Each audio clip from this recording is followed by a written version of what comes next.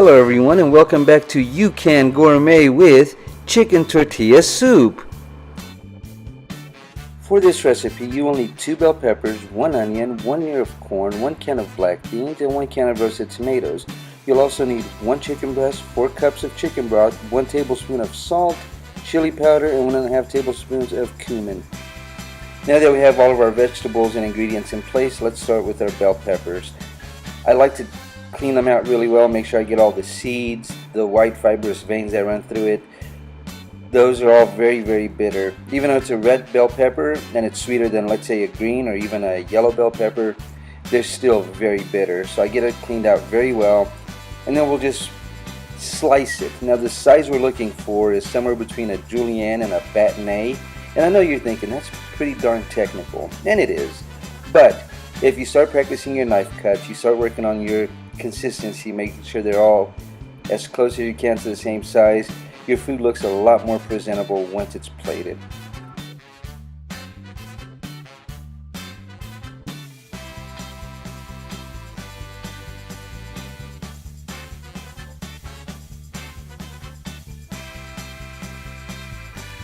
Now that I've exhausted myself chasing my cutting board, it's time to catch up to the onion. So I cut the top of it off, slice it down the middle. Now we'll peel off that first layer of onion skin. Once we get that done, we'll go ahead and cut it down and across and just give it a nice dice and move on with it. Yay, prep work! However, it does give us an opportunity to keep practicing our knife cuts. Now that we have our onion peeled, our cutting board clean, you'll notice I'm cutting straight down the onion, almost down to the root, and then one cut across the face, and then back across the top. And I'll do the other half as well. Now if you notice, I made one mistake here that I actually got away with. I kept letting my thumb get out in front of the rest of my fingers, and that's dangerous only because your thumb can end up being something that gets cut. Imagine having a small claw grip on something and the thumb stays behind that claw with your knuckles protruding out and letting the knife slide across the knuckle. That'll ensure that you never cut yourself. Man, you cook when you're distracted, and that's what happens. There we go, again with the cut across. Get all those flaky onion skins off. And if you notice, I do a better job of keeping my thumb behind my fingers this time. Somebody started paying attention. And that's it. Now with the onions out of the way and our fingers still intact, it's time to move on to more prep work. No, it's garlic. Garlic is fun. It's also very simple. What I like to do is take the flat side of my blade, get a clove, give it a quick whack, cut the stem off, and it peels very easily. Now here's a pro tip for you. If you're ever having to chop garlic very fine or mince it, garlic likes to jump around quite a bit. Put a little bit of oil on top, olive oil, whatever you have handy, and that'll keep it more stationary, making it easier to cut. You're not having to chase around the cutting board. And garlic is also very sticky. Once those oils start to release out of it, it becomes very sticky, so the oil also helps with that. I didn't do that here because we're only working with 4 or 5 cloves, so it wasn't really necessary.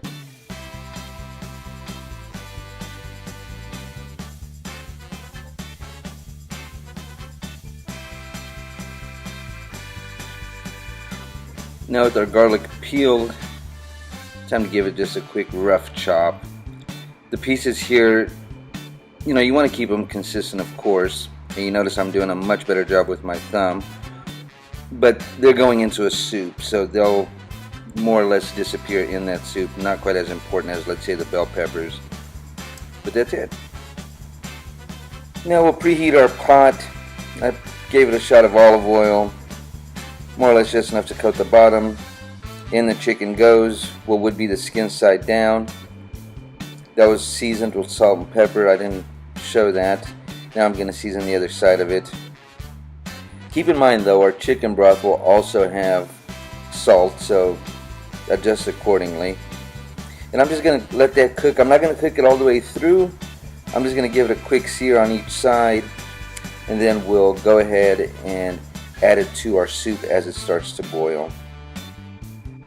So as my chicken is cooking along, it gives me a chance to realize that I never hit the record button when I flip the chicken over on the other side, and I don't think there's video footage of adding the ingredients, which is fine. I mean, you add them to the pot.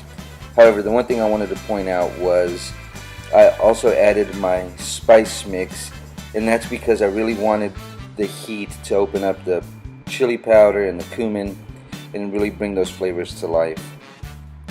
There I saw I had a bottle of wine, so I thought, why not deglaze the pot with that? That's a fantastic way to get everything unstuck and really lock in all those flavors. You'll also notice the corn I didn't record that when I cut it. Again, I'm still learning how to do all this, people, but you just peel it, you take your knife and you run it down the sides and you just get the kernels off. Don't cut too deep, you don't want too much of the flesh, you just want the kernels. But add those in, and remember, garlic always goes in towards the end only because it cooks faster than anything else and you don't want to burn it. Now we'll let everything just kind of cook down, make sure we cook out all the alcohol from that wine that we used to deglaze the pot. We'll add our tomato product. We'll go ahead and add the beans after that, followed up by the chicken broth, and make sure everything gets a nice good mix. Stir it all in and just let it come up to a gentle simmer. Once that happens, we can add our chicken, and keep in mind the chicken isn't fully cooked, so we'll add our chicken to that and let that cook the rest of the way, which would be about 15 minutes or so, depending on how high you're boiling it. I like to do things low and slow. There's no need to have an aggressive boil on it.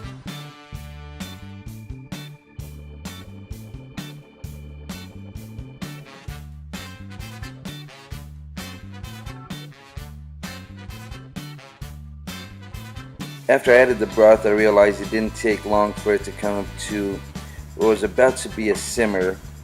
You'll see that there's some steam starting to wisp off the top. That's as good a time as any to add your chicken to it. So I put my chicken in, put the lid on it, and I just let it go. Again, very gentle boil. Give everything a nice mix, make sure it's all incorporated, which at this point it really is. And if you can just smell what my kitchen smelled like, oh my word.